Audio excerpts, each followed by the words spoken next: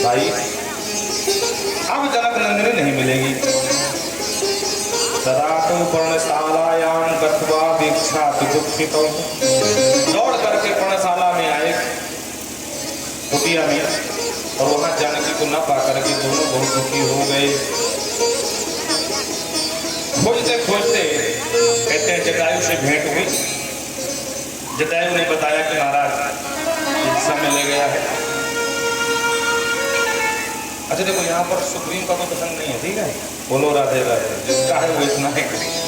तो जटायु से उनका अंत्येष्टि करी, जितनी अंत्येष्टि क्रिया है सब भगवान ने किया, और उन्हें बताया कि महाराज रावण ले गया उठाकर यहाँ से, मैंने खूब प्रयास किया और उससे मैं युद्ध नहीं कर सका।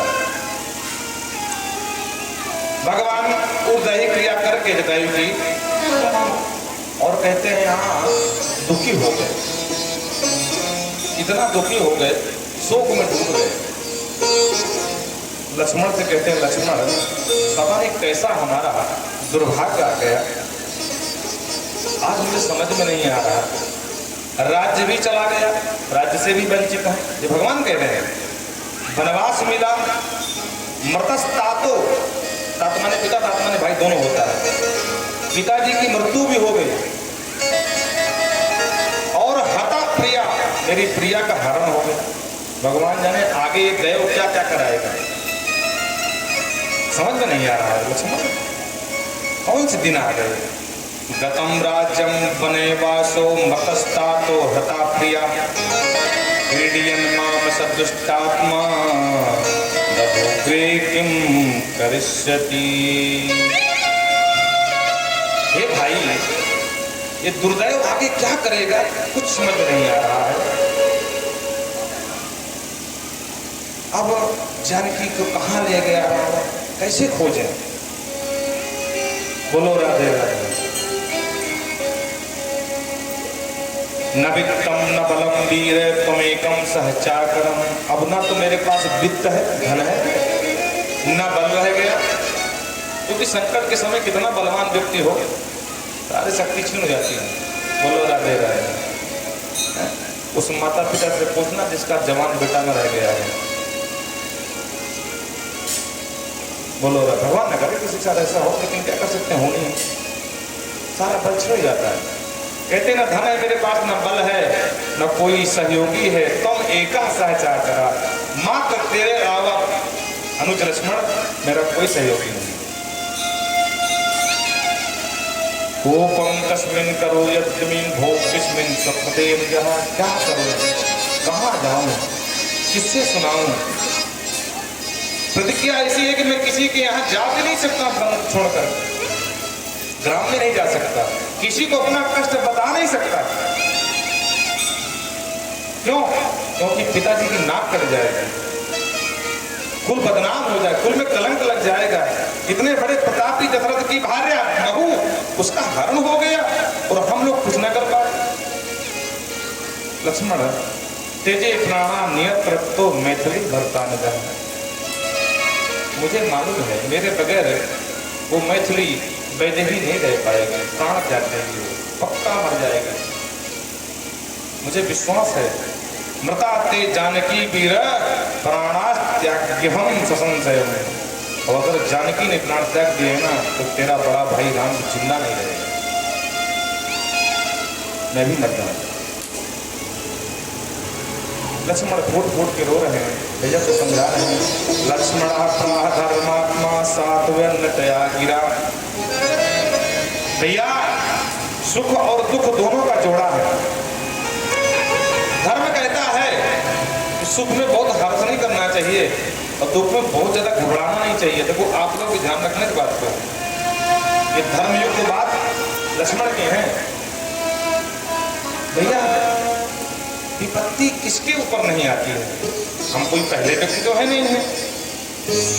और आप चिंता क्यों करते हो, ऐसा क्यों सोचते हो कि मैं किसी मदद नहीं मांग सकता हूं। अरे आप नहीं जा सकते नाकरामे में, आपको जाने की आवश्यकता नहीं है। आपका भाई लक्ष्मण कब काम आएगा। भैया तुम अयोध्या नहीं जा सकते हो, लेकिन मैं तो जा सकता हूं। आप अपने आप को असहाय क्यों मानते हो। अरे भैया भरत जैसा भाई हो वो कभी असहाय हो सकते हैं क्या? ससैन्यम भरतम वापी समाहूय सहानुजम। और भैया तुम्हारे 3 अनुज हैं, भरत जैसा भाई है। मैं अयोध्या जाऊंगा, भरत भैया को बताऊंगा, पूरी सेना लेकर के रावण का चढ़ाई करेंगे, अम्मा को लाएंगे, तुम चिंता मत करो। अनिश्यामो वयम शत्रु किम सोचसि वृथा ग्रजा। हे मेरे अग्रज क्यों सोच कर रहे हो? पता चल गया ना रावण ले गया। अरे कहाँ, पृथ्वी में कहीं छुप जाएगा, हम सब उसे ढूंढेंगे, ढूंढ के मारेंगे, आप चिंता मत करिए। और भैया पूर्व काल में आपने देखा नहीं है, हमारे वंश में हमारे पूर्वज महाराज रघु ने अकेले 10 दिशाओं को जीत लिया था। हम रघुवंश के बालक हैं, हमें अपने पूर्वजों की याद करना चाहिए। कहते हैं रघुड़ एक नथैव जिता सर्वा दिशा पुरा। हम रघु के वंश में, इसलिए रघुवंश कहा जाता है। महाराज रघु इतने बड़े प्रतापी थे कि कहते हैं कि जो कुछ भी उनके यहाँ आय होती, हीरे जवाहरात सोना चांदी जो भी कुछ होता, तो हर वर्ष एक राजसूय यज्ञ करते थे। देखो राजसूय यज्ञ सिर्फ क्षत्रियों को अधिकार है करने का, ब्राह्मण वैश्य को नहीं है। वाजपेयी यज्ञ ब्राह्मण को अधिकार है, बोलो राधे राधे। लक्ष्मी यज्ञ वैश्य का अधिकार है, बड़े ध्यान से सुनना। तो कहते हैं हर वर्ष एक राजसूय यज्ञ करते थे, क्योंकि राजा है और ब्राह्मणों को सब कुछ, प्रजा को सब कुछ लुटा देते हैं। यहाँ तक कि अपने संध्या के जो चांदी सोने के बर्तन होते थे ना, वो भी दान में दे देते। बिल्कुल भिखारी भिखारी बन जाते हैं। फिर राज चलाते, फिर धन आता, फिर इकट्ठा होता, फिर यज्ञ करते। क्यों? क्योंकि धर्म का उत्थान हो। यतो धर्म ततो जयः, धर्मेण हनते व्याधि धर्मेण हनते ग्रहा, धर्मेण हनते शत्रु, यतो धर्मं ततो जयः। धर्म का उत्थान होता रहे, बड़े धर्मशील राजा थे। एक दिन ऐसी घटना शास्त्र कहते हैं कि राजसूय यज्ञ करके महाराज दूसरा दिवस था और एक ब्राह्मण आ गए दरबार में। महाराज की जय हो। जी ब्राह्मण देवता बताएं क्या चाहिए आपको? महाराज मैं अमुक गुरु के पास पढ़ा हूं और गुरु जी से मैं जब चलने लगा तो मैंने कहा गुरुदेव गुरु दीक्षा में क्या दोगे? तो गुरु जी मेरे ऊपर क्रोधित होते हुए कहते हैं मूर्ख, मुझे गुरु दीक्षा क्या देगा, तेरे पास खुद का ठिकाना नहीं है। मैंने कहा नहीं गुरुदेव ऐसा नहीं है और ये परंपरा नहीं है, बिना गुरु दीक्षा दिए जाना नहीं चाहिए, शास्त्र कहते हैं, मैं तो दूंगा। तो गुरु जी ने मुझे समझाया पर मैं भी अड़ गया कि कुछ तो मांगो। तो गुरु जी क्रोध में आ गए, बोले जा 1000 स्वर्ण मुद्राएं लेकर के आ, जा मेरी यही गुरु दक्षिणा है। मैंने गुरु को प्रणाम किया, मैंने कहा ठीक गुरुदेव मैं लेके आ रहा हूँ। तो महाराज मैं तो ब्राह्मण भिक्षुक हूँ, मेरे पास तो कुछ है नहीं, आप हमारे राजा हैं, तो इस ब्राह्मण की यही इच्छा है, पूर्ण कर दीजिए। कहते महाराज रघु पास कुछ नहीं था, खुद के बर्तन नहीं थे कि संध्या वाले जो चांदी के सोने के बर्तन राजाओं के होते थे, खुद के बर्तन भी धातु के नहीं थे। महाराज रघु इतने प्रतापी थे। महाराज रघु ने कहा ब्राह्मण देवता आप अतिथि कक्ष में जाइए, आदेश दिया या उनके जो सहायक थे जाओ महाराज को ले जाओ और कल आपकी व्यवस्था कर देंगे, प्रेम से इनको अतिथि कक्ष में विश्राम कराओ। ठीक है महाराज। और ब्राह्मण देवता को ले गए। रात्रि में जब शयन किए तो कहते हैं महाराज रघु को चिंता हो गई, क्या करेंगे? ब्राह्मण को मैंने वचन दिया है और क्षत्रियों का धर्म है कि एक बार वचन दे दिया प्राण भले चले जाएं, तो वचन नहीं जाना चाहिए। और मैंने ब्राह्मण को बात दी है, प्राण जाए पर वचन न जाए। नींद नहीं आ रही थी, रात भर जगते रहे, विचार करते रहे कि ये 1000 स्वर्ण मुद्राओं की व्यवस्था कैसे करूं, मेरे पास कुछ है नहीं। प्रजा इतनी धनाढ़ किसी की होती नहीं, किसे मांगा? कल मैंने प्रातः देने का वादा किया, बात दे दी, क्या करूं? कहते हैं प्रातः काल जगे 4 बजे, जबकि राजा 4 बजे कभी नहीं जगते, 5-6 बजे जगना। पर उस दिन रात नींद नहीं आई, बैठ के संध्या कर रहे थे। संध्या करते करते अचानक उनको कोई रास्ता सूझा नहीं। वो शास्त्र कहते हैं कि अपना धनुष उठाए और एक पत्र लिखे, उस पत्र को धनुष के फण में पोटी में फंसा दिया, बांध दिया किसी से। वो बाण छोड़ा सीधा कुबेर के यहाँ, कुबेर के दरबार में बाण गिरा और उसमें लिखा था कि कुबेर, मैंने एक ब्राह्मण को वचन दिया है, मुझे 1000 स्वर्ण मुद्राओं की अत्यंत अतिशीघ्र आवश्यकता है, जितना जल्दी हो सके व्यवस्था करें। और कहते हैं जैसे ही बाण गया, महाराज कुबेर ने देखा, उसी वक्त महाराज रघु के आंगन में खन खन खन खन करते हुए बरसात होने लगी स्वर्ण मुद्राओं की। बोल भक्त वत्सल भगवान की जय। 1000 मुद्राएं की वर्षा हुई। और ये कोई न मानने वाली बात नहीं है। आदि कवि शंकराचार्य जी एक माता के यहाँ, बुढ़िया माता थी, बड़ी बहुत गरीब थी, निर्धन बेचारी।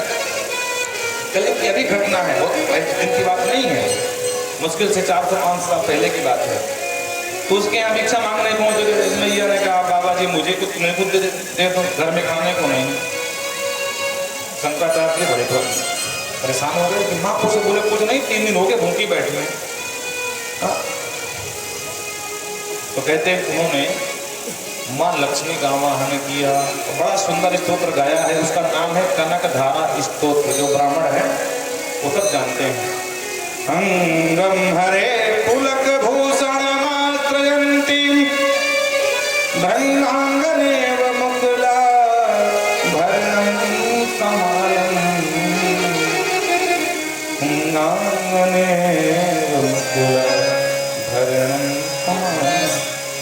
महालक्ष्मी को स्तुति किया और बोले मैया, ये माँ बेचारी बहुत निर्धन, कृपा कर दो माँ, बरसात हो। कहते हैं उस माँ के आंगन में सोने के जो मोहरे होते थे, मोहरे, उसकी बरसात होने लगी। मैया देखकर अवाक रह गई, बोले महाराज बस करो, मेरा घर दब जाएगा ये मोहरों से। पूरा आंगन भर दिया, पाट दिया। और जो भी व्यापार करते हो बड़े ध्यान से सुनना, स्वयं नहीं कर सकते हो किसी ब्राह्मण से करा लेना। सुयोग ब्राह्मण जो शुद्ध उच्चारण करे, मंत्र शुद्ध हो गया, फल नहीं मिलता है। कनकधारा स्तोत्र आने वाली धनतेरस में जितना आपकी श्रद्धा हो, 101, 51 पाठ जितना आप करा सको, 551, 11 जो करा सको आप करा लेना। और अगले वर्ष अभी तक जो आप आय आती रही उसका और आने वाले अगले वर्ष की आय का तुलनात्मक अध्ययन कर देना, फिर हमको बताना कितना लाभ हुआ है। व्यास जी से बोल रहे हैं, बोलो राधे राधे। रामबाण उपाय है, बोलो राधे राधे, बोल वृंदावन बिहारी लाल की जय। तो इतनी महाराज रघु कथा की। अच्छा, एक कथा और आती है इनकी स्कंद पुराण में, महाराज रघु की। ये राजसूय यज्ञ कर रहे थे, ब्राह्मणों को मन चाहिए दक्षिणा दे रहे थे। तुमको जो चाहिए मांगो, भूमि मांगो, भवन मांगो, गऊ मांगो, स्वर्ण मांगो, चांदी मांगो, सोना मांगो, जो मांगो, ब्राह्मण कन्या मांगो, वो भी मिलेगी। बोलो राधे राधे। तो सबको दक्षिणा बांट रहे थे। एक महाराज जी बैठे थे, तो रानी पास में रानी चल रही थी, कई रानियां थी। एक उनमें रानी बड़ी सुंदर थी। एक पंडित जी खड़े हो गए, बोले महाराज, बोले हाँ बताओ क्या चाहिए आप? बोले महाराज क्षमा करें लेकिन आपकी रानी बड़ी सुंदर है, हमको रानी आपकी चाहिए। बोले कोई बात नहीं। उसी वक्त हाथ समर्पण दे दिया। इतने बड़े प्रतापी महाराज रघु, एक बार भी सोचा नहीं, और धन्य है वो रानी, उसने भी एक बार भी विरोध नहीं किया। बोले ब्राह्मण तो मेरे लिए सर्व है। बोले अगर क्षत्रिय कोई होगा वो कभी ब्राह्मण का विरोध नहीं कर सकता, और अगर करता तो क्षत्रिय नहीं है वो। बोलो राधे राधे। और आप जानते हैं क्षत्रियों ब्राह्मणों को जो सम्मान सबसे ज्यादा कोई करता है वो क्षत्रिय है। इतने प्रतापी। एक बार रावण से भी हुआ था महाराज रघु का, एक बाण ऐसा मारा था कि रावण आके लंका में गिरा था। तो वही याद करती हुई माँ जानकी ने रावण को सुक्षेप किया था कि प्रणधर ऊंट कहत बैदेही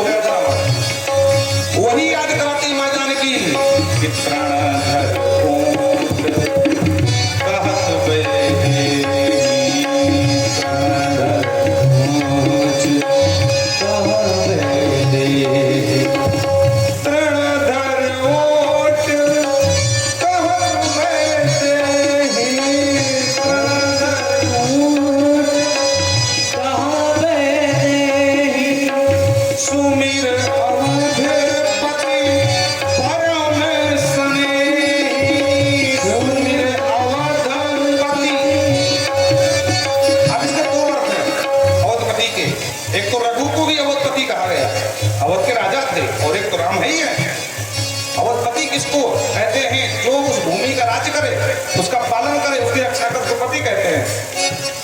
तो मानो माँ मेरी मैया कहती है, रावण याद कर ले, ये किस्सा तिनका याद है ना तुझे, मैं उसी वंश की बहू हूँ, खबरदार हाथ मत लगा देना, भूल चाहिए।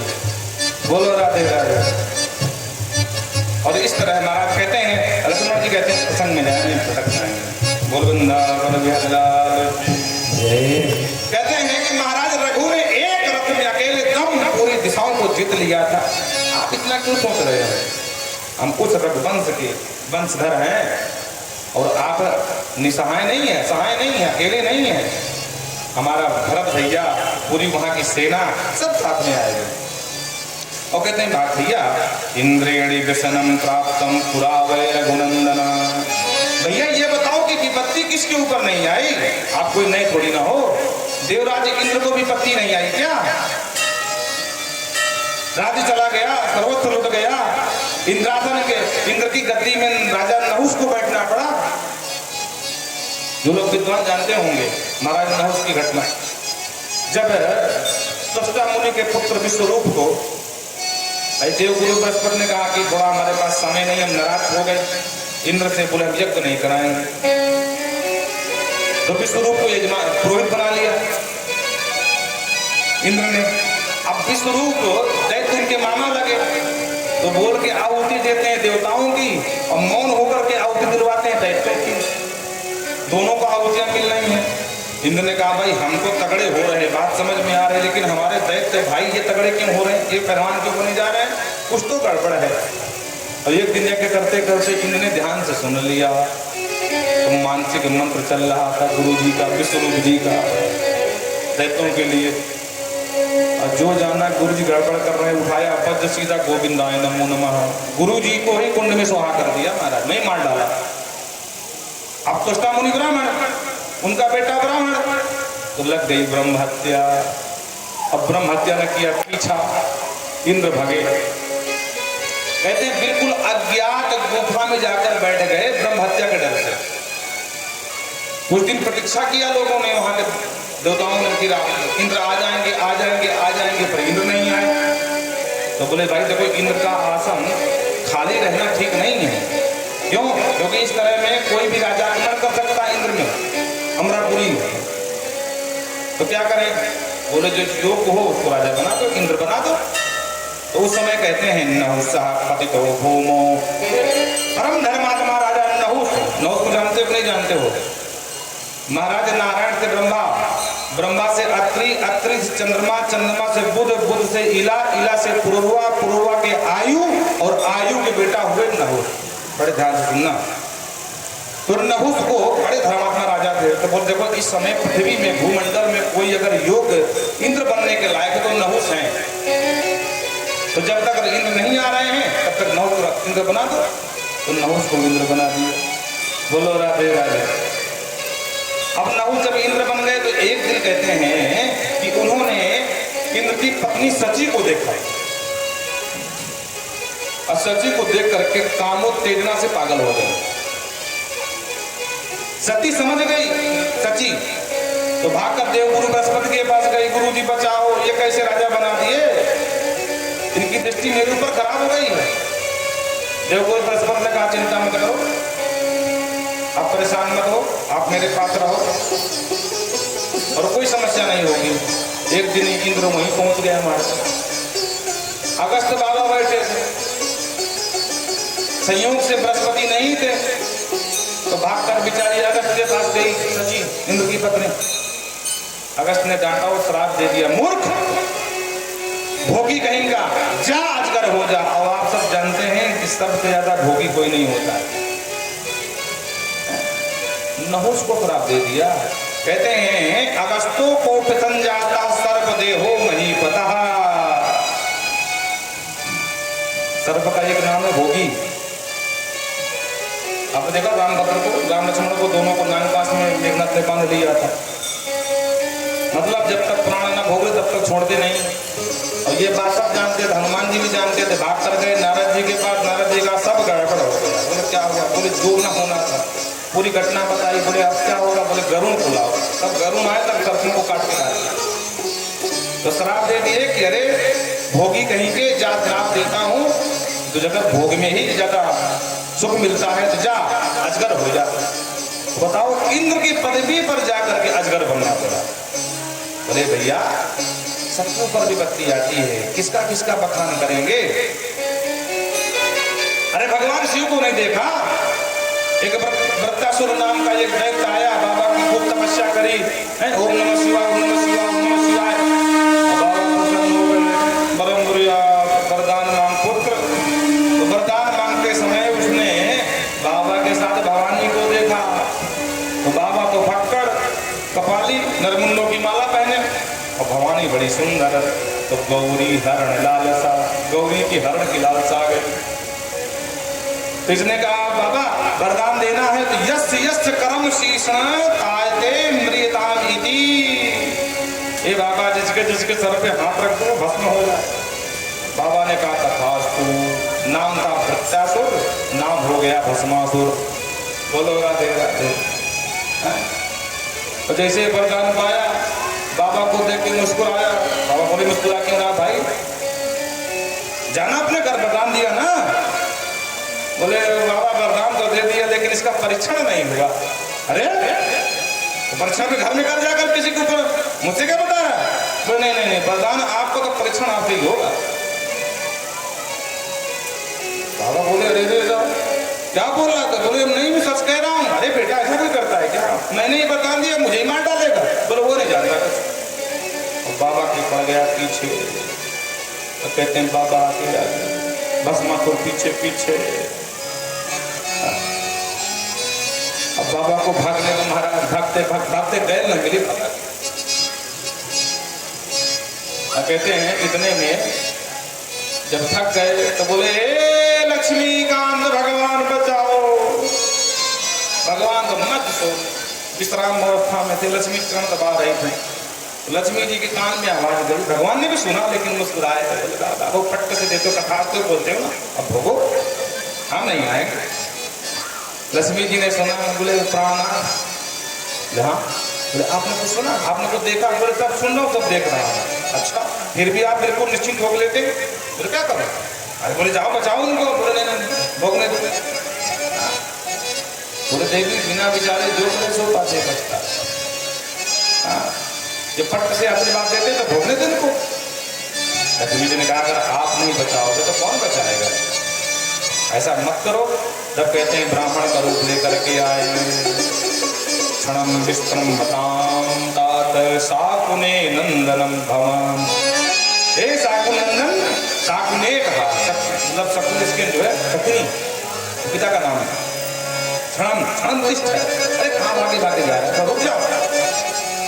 अरे बोले मैं रुक नहीं, शंकर भाग जाएगा। ब्राह्मण बोले भगवान ने कहा भोलेनाथ खबरदार, एक कदम आगे बढ़ाया। बाबा शिव ने ये आवाज कुछ सुनी मालूम पड़ी, घूम के देखा तो ब्राह्मण भगवान खड़े। बाबा समझ गए काम बन गया, एकदम पैर जम गए अंगद की तरह। और जो बाबा शिव रुक गए तो इस असुर के ऊपर इतना गजब का प्रभाव हुआ। बोले भाई मानना पड़ेगा, ब्राह्मण मेरे बाप को भी जानता है। और देखो इस शिव को एक ही बार में नोक दिया भागते हुए शिव को। लगता है कोई बहुत पहुंचा हुआ ये ब्राह्मण है। ब्राह्मण बड़े भगवान आए, बोले कब आ रहे हो। इसने पूरी कहानी बताई। बोले मैं इसकी पूजा किया, ये प्रसन्न हो गए। मैंने कहा मुझे वरदान दे दो, इसने मुझे दे दिया। मैंने वरदान मांगा जिसके जिसके सर पर हाथ रख दूं वो भस्म हो जाए। इसने कहा तो फास्ट को। मैंने कहा परीक्षण भी कर लें। अब परीक्षण कर तुम्हें भाग लाए। ब्राह्मण बने भगवान ने कहा ताली बजा के हंसे। बोले पक्का बेवकूफ बन गया तुम। बोले क्या। अरे बोले शिव कुछ नहीं आता जाता है, ये भांग धतूरा खाने वाला ये वरदान देगा। अरे जैसा वरदान तुमने मांगा बिल्कुल सेम टू सेम ऐसे ही वरदान मैंने मांगा था। हाँ मुझे नारद जी ने कहा कि सबसे अधिक कोई प्रसन्न होता है तो वो शिव। अब बेटा तेरे जैसे मैंने भी खूब तपस्या करी, खूब इसका भजन किया, खूब ओम नमः शिवाय ओम नमः शिवाय चिल्लाया। अरे एक दिन ये प्रसन्न भी हो गया। मैंने सेम यही वरदान मांगा और मुझे वरदान दिया। मैं खुश हो गया, घर गया और बगल वाले पड़ोसी झगड़ा हो गया। मैं दौड़ कर गया, मुझे वरदान पर भरोसा था। और जाकर उसके चीज पे हाथ धर दिया ना, वो कहीं कुछ नहीं हुआ। मैं कम से कम 100 बार हाथ धर चुका हूँ, देख अपने सर हाथ धर रहा हूँ, मुझे भी कुछ नहीं हो रहा। अरे अगर कुछ नहीं हुआ तो भाग क्यों रहा? अरे बोले मूर्ख, ये भांग के नशे में भाग रहा है और तुझे दौड़ा रहा है, वो अपना खून जला रहा है। अगर भी समझ तो अपने सर पे हाथ धर देना। तो जोश में आया, फट से हाथ उठाया, लेकिन फिर ध्यान आया अगर कुछ गड़बड़ हो गया तो। बोले वाह ब्राह्मण देवता, मुझे बेवकूफ समझते हो? अगर मैंने हाथ धर दिया सचमुच कुछ हो गया तो मैं क्या करूंगा? भगवान ने कहा भैया, अगर हाथ से भस्म होने में कुछ होगा तो सीधे सीधे पट्ट न रखना, थोड़ा ऊपर रखना। अगर कुछ गर्म लगे, कुछ समस्या हो तो हटा लेना, और अगर ना लगे समझ लेना कि कुछ नहीं है, सब गवाश्ता सब झूठ है इसकी बात है। बोले हाँ ये बात है। थोड़ा हाथ ऊपर लाया ऐसे करके, बोले कुछ हुआ? बोले हाँ। नीचे कर फिर, और नीचे लाया, बोले कुछ हुआ? बोले ना। और मूर्ख आ गया भगवान के चक्कर में बातों में। उसे क्या पता कि बिजली करंट जैसे मारे गए, छूते ही भस्म हो जाऊंगे। बिल्कुल समीप में लाया। भगवान ने कहा आप कुछ गर्म लगा, कुछ गर्मी आई, गुड़ना आना। अरे बोले मैं कह रहा हूं, एक बार विश्वास कर ले मेरी बात का, रख ले, कहीं कुछ नहीं होगा। और जैसे ही रखा, वृत्तासुरा भस्म सरासुरा, देखते देखते वृत्तासुर भस्म हो गया। बोला सल भगवान की जय। भस्मासुर तो मारा गया। भगवान तुरंत अपने भेष में आए, ब्राह्मण भेष को हटाया। भगवान शिव ने भगवान के खूब हाथ जोड़कर प्रार्थना करी, हे प्रभु अगर आज आप नहीं आते तो मेरा क्या होता? प्रभु आजकल किसी का भरोसा नहीं। इस मूर्ख ने मेरी ही तपस्या करी, मुझे प्रसन्न किया, मैंने ही वरदान दिया और मुझे ही मारने पर उतारू हो गया। बड़े खतरनाक लोग आजकल यहाँ के। भगवान ने कहा सावधान है ना बाबा, इस बार तो बचा लिया, खबरदार दोबारा ऐसा किया ना तो बचाऊंगा नहीं। बाबा शिव ने कान पकड़े, बोले आज खाई सफाई आगे खाएं तो राम दवाई सरकार, आज के बाद कभी आप सुन नहीं लोगे। और सही है, तब से आज तक बाबा बड़े सावधान हैं। हाँ, किसी को इस प्रकार का वरदान नहीं दिया। बोल शंकर भगवान की जय। तो कहते हैं विपत्ति किसके ऊपर नहीं आई है? इंद्र के ऊपर आई, शिव के ऊपर आई, यहाँ तक कि ब्रह्मा के ऊपर आई। या ब्रह्मा के ऊपर विपत्ति नहीं आई? उद्यमे जगतपते, हे जगतपते, विपत्ति के समय बुद्धिमान को शोक न करके उस विपत्ति से निकलने का उपाय सोचना चाहिए, ना कि शोक करना चाहिए। और इस तरह सोच ही रहे थे। इंद्र की वो बात चल रही थी, तो नहुष को जब अजगर हो बना दिया, उसके बाद इंद्र को खोजा गया। इंद्र को खोज के महाराज अग्निदेव लाए थे ढूंढ करके। उसके बाद अश्वमेघ यज्ञ कराया गया बृहस्पति जी के द्वारा, ताकि ब्रह्म हत्या छुटकारा मिल जाए। पर छुटकारा संपूर्ण नहीं मिल पाया, थोड़ी सी ब्रह्म हत्या शेष रह गई। उसी ब्रह्म हत्या को बड़े ध्यान से सुनना, 4 भागों में बांटा गया। पहला भाग वृक्षों को दिया गया जो बूंद के रूप में है। दूसरा भाग सागर को दिया गया जो फेन के रूप में है। तीसरा भाग ऊसर भूमि को दिया गया जो ऊसर भूमि के रूप में आप देख रहे हैं, उपजाऊ नहीं है। और चौथा भाग आप सब माताओं को दिया गया जो रजस्वला धर्म के रूप में सबको। तो वही ब्रह्म हत्या थी जो प्रत्यासुर के मारने पर। बोलो राधे राधे। उसके बाद पुनः देव इंद्र फिर सिंहासन पर बैठ पाए। हाँ, तो कहते हैं विपत्ति सबके ऊपर आती है। और आपको एक बात और नहीं पता होगी, महाराज गौतम ने श्राप दिया था अहिल्या के प्रसंग में, तो 1000 भग हो गई थी इसके। उसका नाम हो गया शक्र, सौर्य करने वाले का। बोलो राधे राधे। तो कहते हैं प्रभु आप चिंता मत करें, इस विपत्ति से निकलने का उपाय सोचें। और ये दोनों भाई आपस में वार्तालाप कर रहे थे कि उसी समय आकाश मार्ग से देवर्षि नारद का आगमन हो गया। बोल नारद जी महाराज की जय। नारद जी परम विद्वान है। नारद जी की विद्वता देखनी हो ना तो नारद भक्त सूत्र पढ़ लेना। नारद जी ही वाल्मीकि जी को प्रेरणा दिए थे वाल्मीकि रामायण लिखने के लिए। बोलो राधे राधे। नारद जी आए, आज गाम तदा आकाश नारदो भगवान ऋषि रमयणं महती वीणां स्वर्गाम विभूषितां। कहते नारद जी अपनी महती नाम की वीणा, नारद जी की वीणा क्या नाम है? महती, ध्यान रखना। इसको लेकर के बजाते हुए भगवान के समीप आए। अरे भजमन नारायण नारायण नारायण, भजमन नारायण नारायण,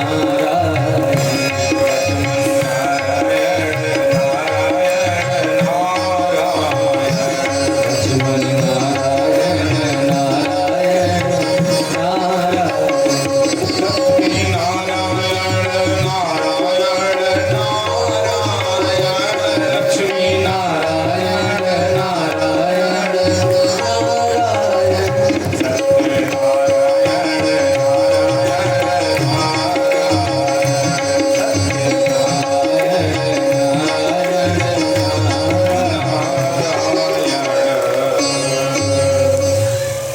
कथा इतनी रसीली है, पूछते हैं कि भागे भागे पर भगने नहीं मिल रहा। कहते नारद जी आए और नारद जी को देख करके दोनों भाइयों ने नारद का पूजन किया।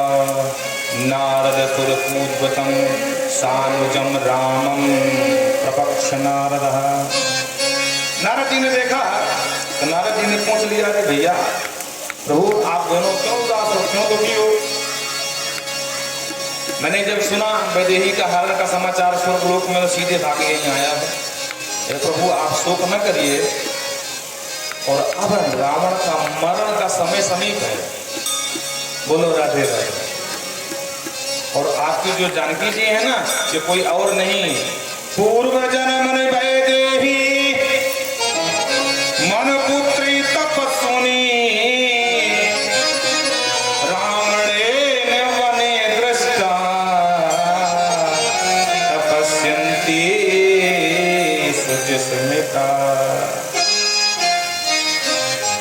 हे प्रभु, ये पूर्व जन्म की एक मुनि कन्या है और ये तपस्या कर रही थी।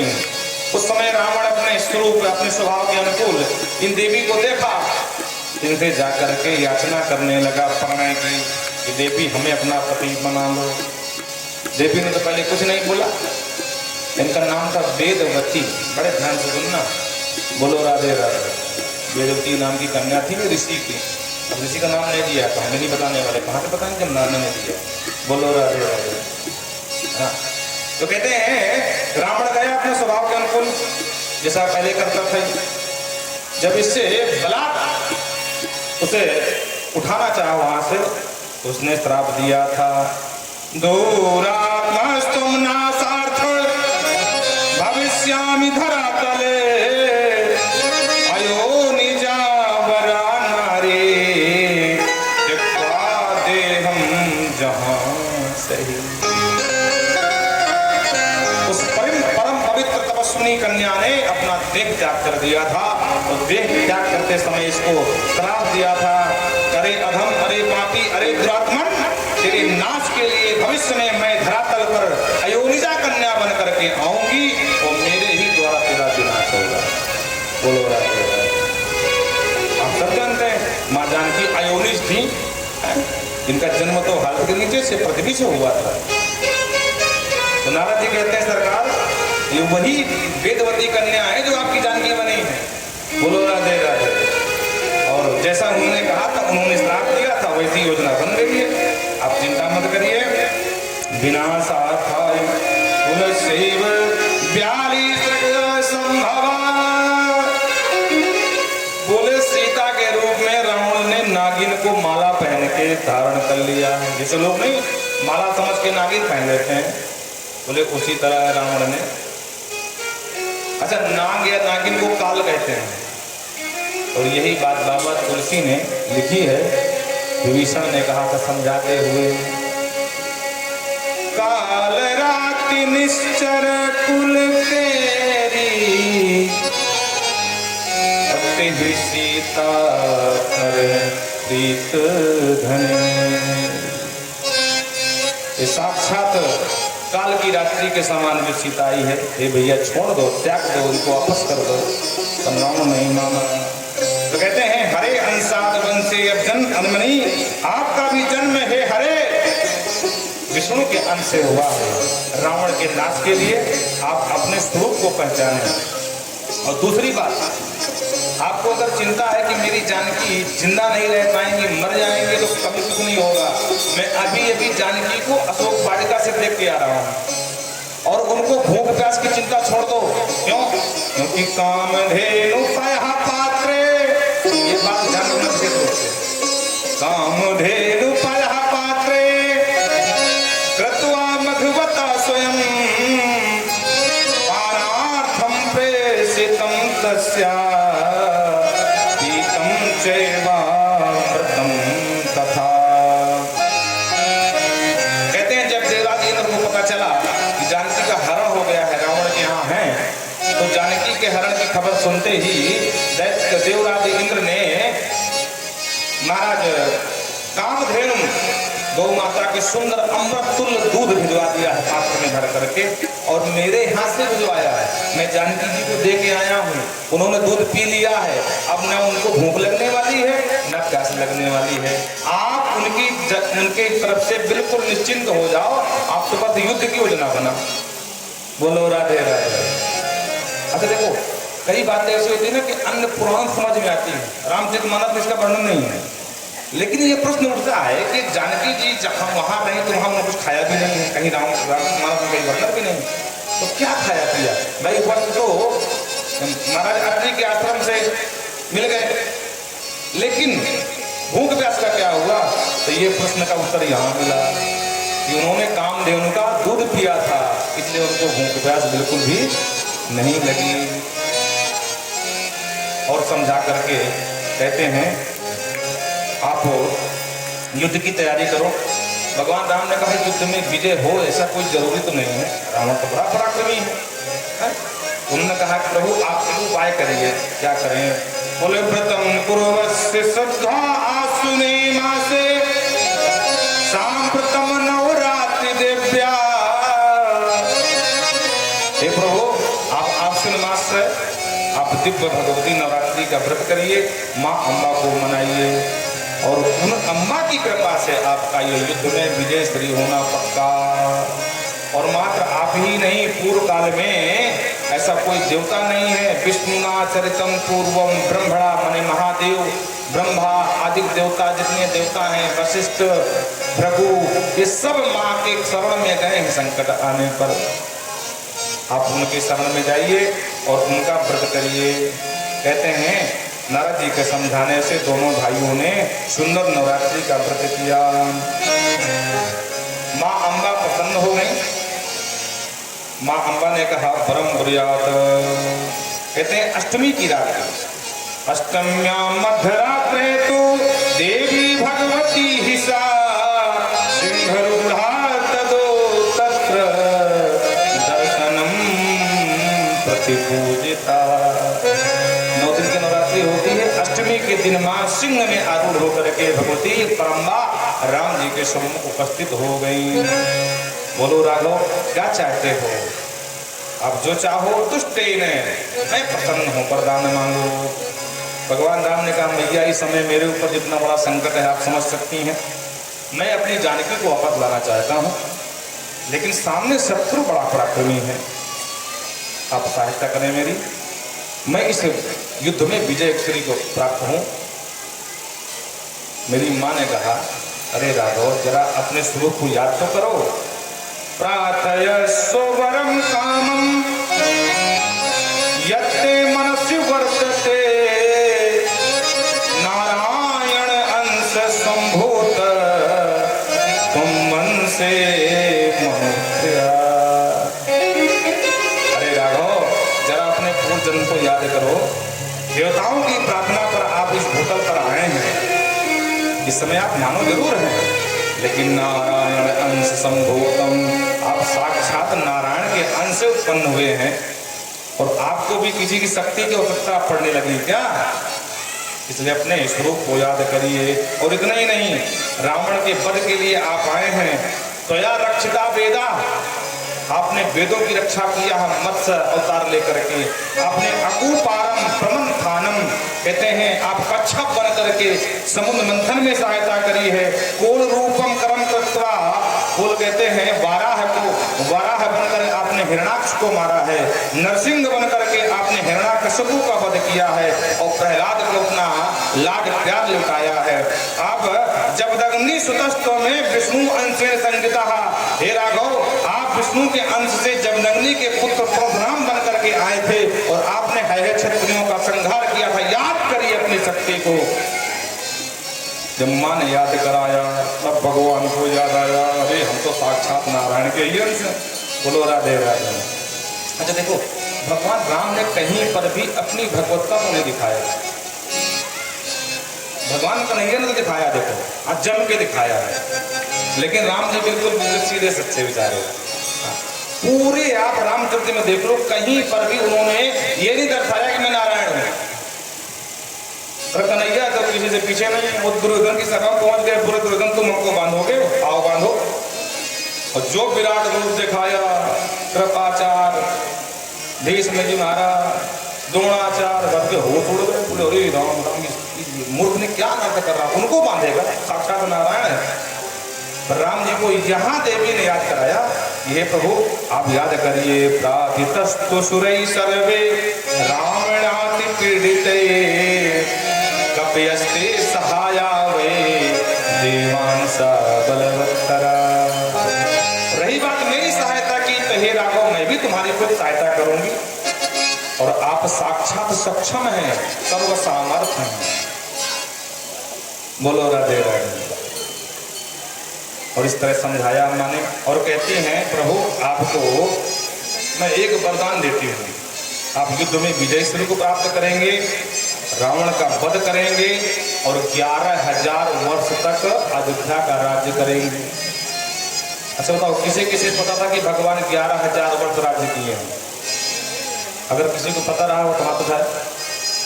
किसी को नहीं पता, लेकिन हम ऐसे नहीं बोलते हैं एकादश सहस्त्राणि वर्षाणि पृथ्वी तले कृत्वा राज्यं रघुश्रेष्ठं गन्तासि त्रिवन्दिसः। एकादश 11 सहस्त्राणि 1000। बोले मेरा आशीर्वाद है, आप सिर्फ लंका ही विजय नहीं करोगे, आप 11,000 वर्ष तक इस पृथ्वी पर, इस भूतल पर राज्य करोगे। और अब अपने स्वरूप को याद करिए और वीर की तरह युद्ध करिए, चिंता को त्यागिए, क्योंकि आप सामान्य मानव नहीं है। मानव के अवतार में जरूर हो, मानव स्वरूप में हो, पर आप साक्षात नारायण के अंश हो। मेरे राम जी को सब याद आ गया, तो सर्व सामर्थ्य जगदीश्वर ने लंका में चढ़ाई की, रावण का वध किया, लंका विजय होकर के आए और सीधा राजगद्दी पर राज तिलक हो गया। राम राज बैठे त्रयलोका अहर्षित भयो गयो सब सो। इस तरह राम जी का राज्याभिषेक हुआ। बोल राजा रामचंद्र भगवान की जय, दुर्गा मैया की जय, राधा मैया की जय। आप कभी अयोध्या गए हैं? बहुत लोग गए होंगे। वहां पर एक कनक भवन सरकार है, कनक भवन सरकार। तो वहां पर आरती के समय, आरती के बाद कनक भवन सरकार को एक गीत सुनाते हैं अयोध्यावासी। आओ इसी गीत के साथ भगवान के चरणों में प्रणाम करेंगे और फिर कथा को विश्राम देंगे। 5 बज गया है, सोचते हैं कथा बढ़ाएं, पर क्या करें, किसको छोड़े किसको पकड़े, समझ में नहीं आता है। चलो जो भगवान जी की इच्छा।